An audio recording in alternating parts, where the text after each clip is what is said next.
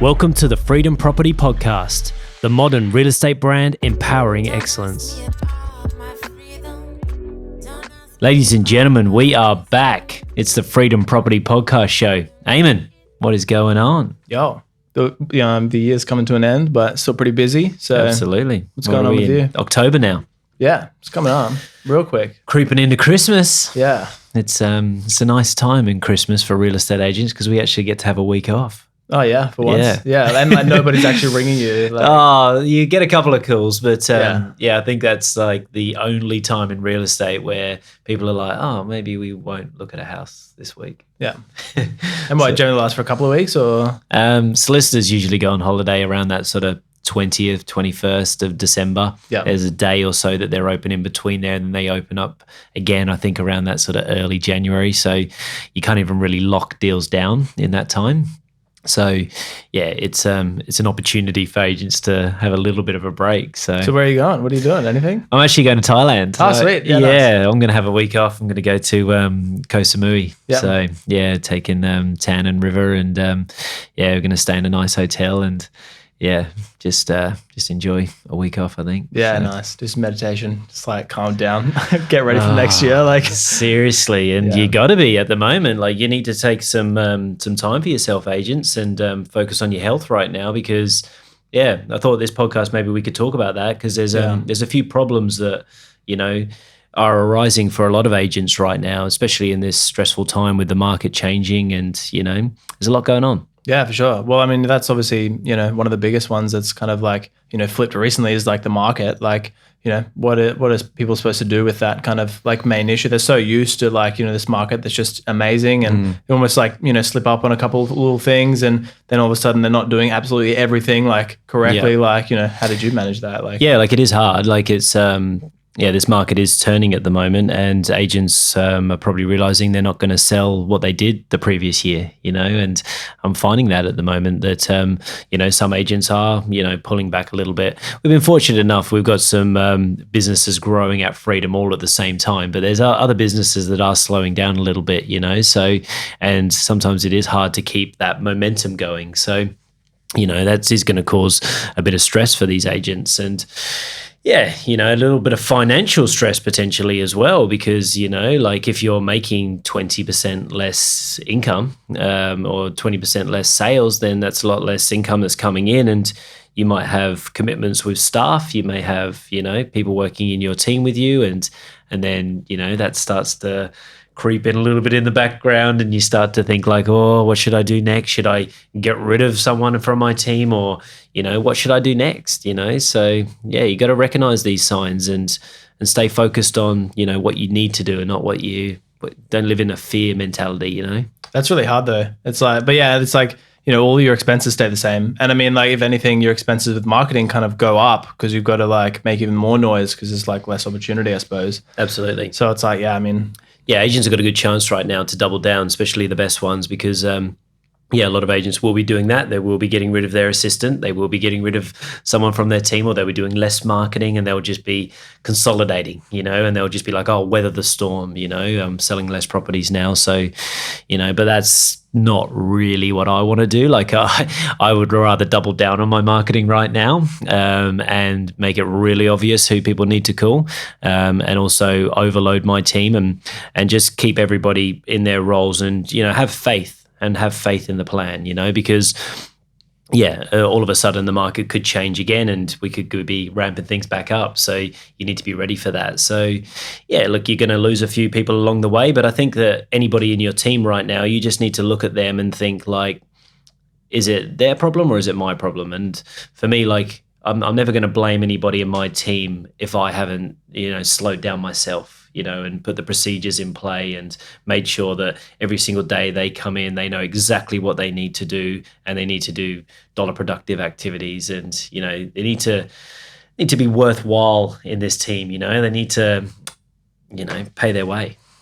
If anything for like myself, like I would love to keep all my expenses the same, because then that's like a motivating factor for me. Because it's like, if I've got to make money just for me, it's just like, oh, it's just me, you know. But if I'm responsible for all these people, I'm like, oh no, I've got to make money because I want to make sure they're getting paid, you know. Yeah. So like, I mean, it's obviously different for different people, but if I would find that motivating. So if it was me, like I would keep the staff on, because then I'm like, oh, I've got to get listings, you know. Absolutely. And the right stuff too. They bring that money back to you, you know, straight away. You know, like I had a deal last week that one of my buyer managers, I went and saw this property.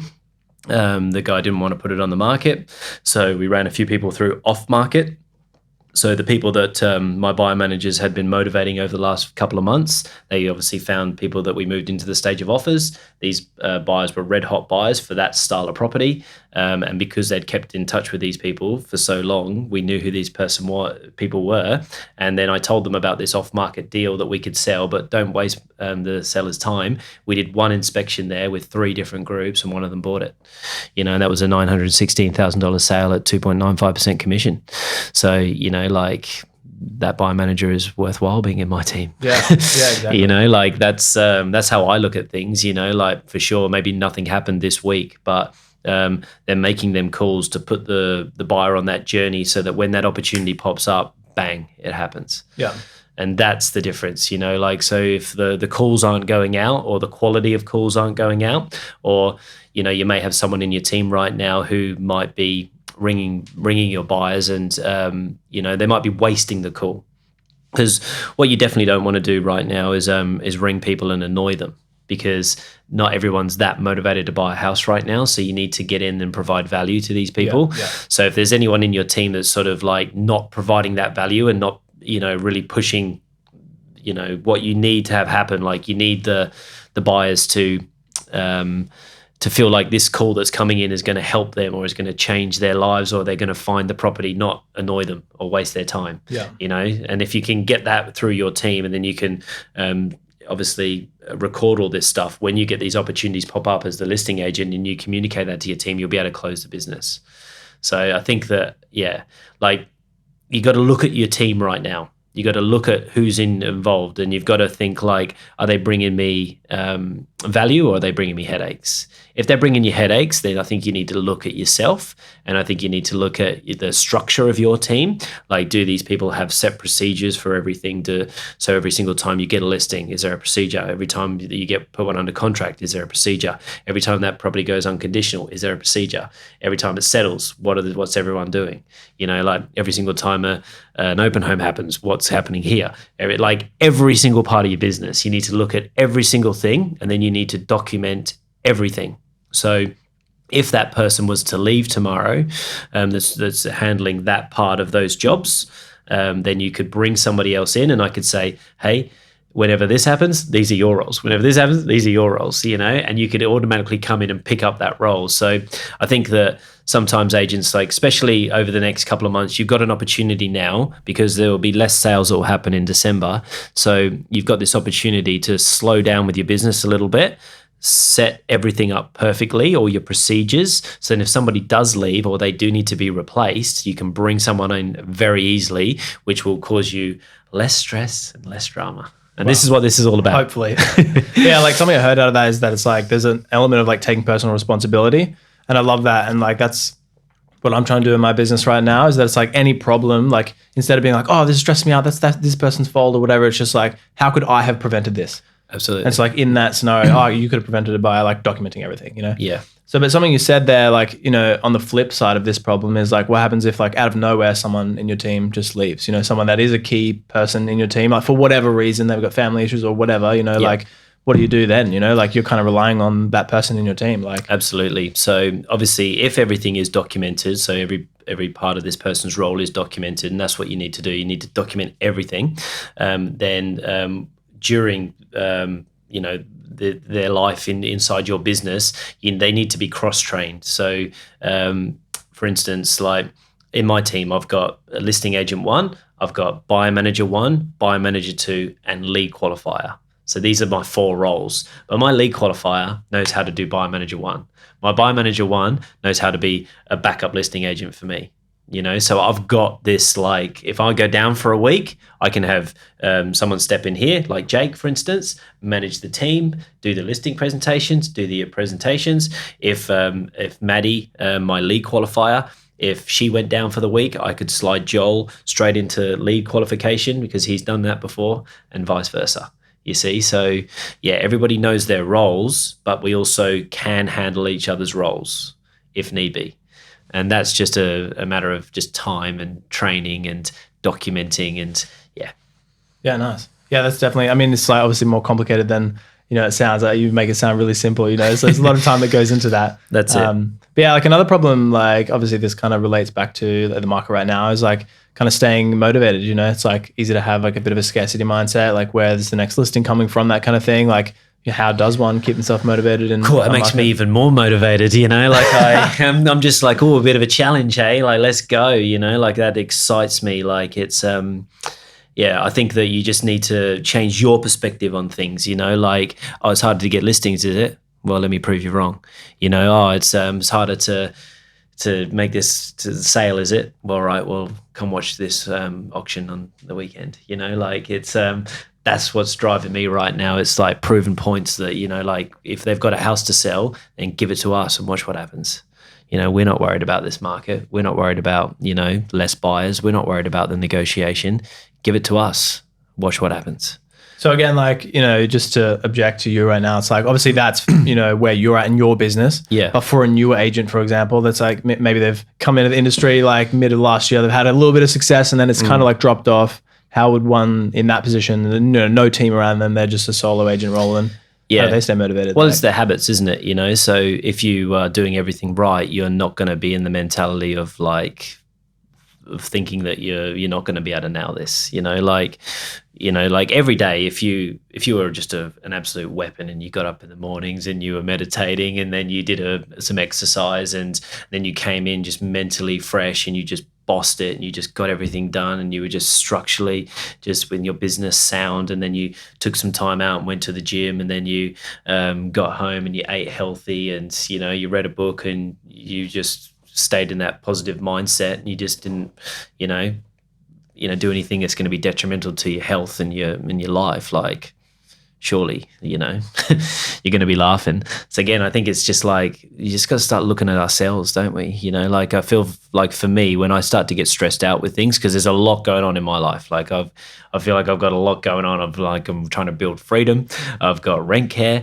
I've got this sales team. I've got all the other agents at Freedom, and then I've got my individual business. And a young family as well. I've got a baby. I've got a missus. Like it's there's a lot going on. And I feel like when I start to get a little bit rattled, it's because potentially I'm not doing things in my life that my daily habits and stuff, which we've spoken about before, So I just try to stay, on track. So then if things happen, it's like, oh, that's not really that much of a drama for me. Yeah. Whereas if I'm like, I had a few beers on the weekend or, and I'm just not like, and then a drama pops up, I'm going to handle it differently, I think that, and you're like real big at all that stuff as well, so yeah, you know what I'm talking about. Yeah, for sure. Absolutely. Yeah, I mean, and that comes down to like the handling stress as well, I suppose, is kind of what we're talking about. And like, another big thing, obviously, Freedom has a bunch of training and like, obviously, doing training every Thursday as well. And we're filming all that kind of thing. It's like,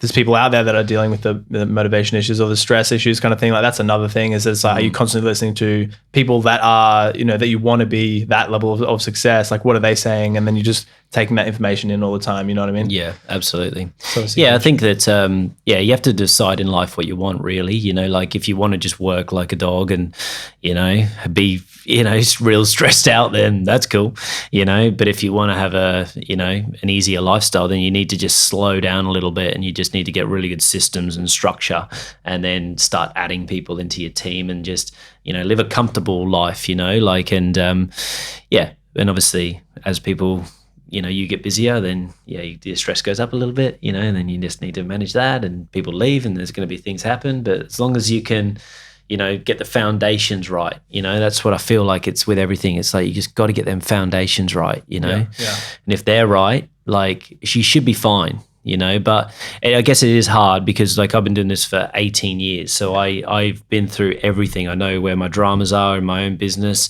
I know with what's causing me headaches in certain other areas of our business.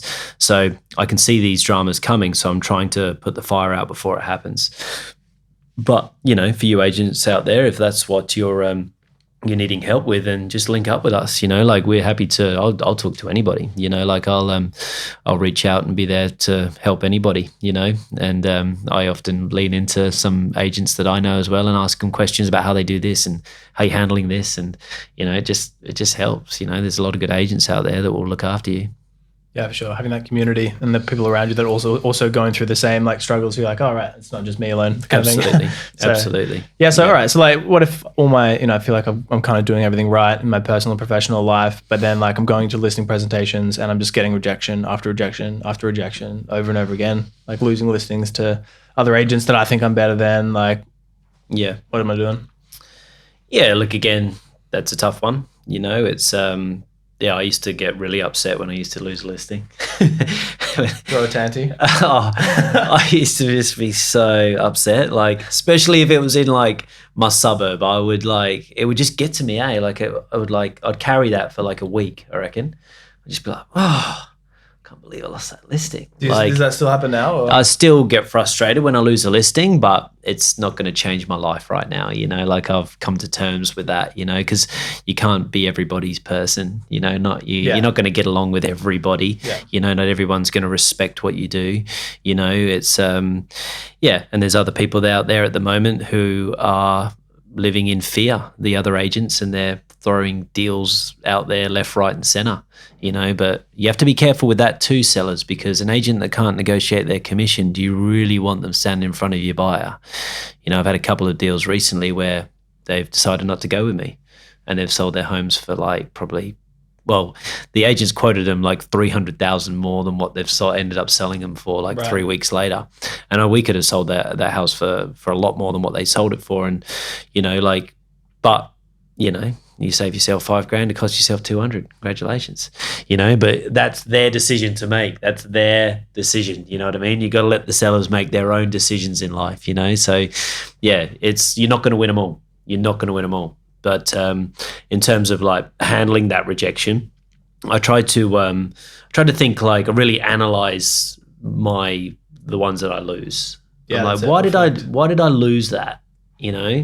And if there are things that you could change, then that's what you need to do. Because like a little while back, like probably about 18 months ago, this business was starting to get out of control for me. And like I was doing a lot of this stuff by myself, and and I was just like going into listing presentations and I wasn't 100% present. I could just sense that I wasn't 100% there because I was like, oh my God, oh my God, oh my God, oh my God, oh my God. And I just sensed that when I was with them, I wasn't there really 100%. And I lost a few and I had to be like, I need to sort this out.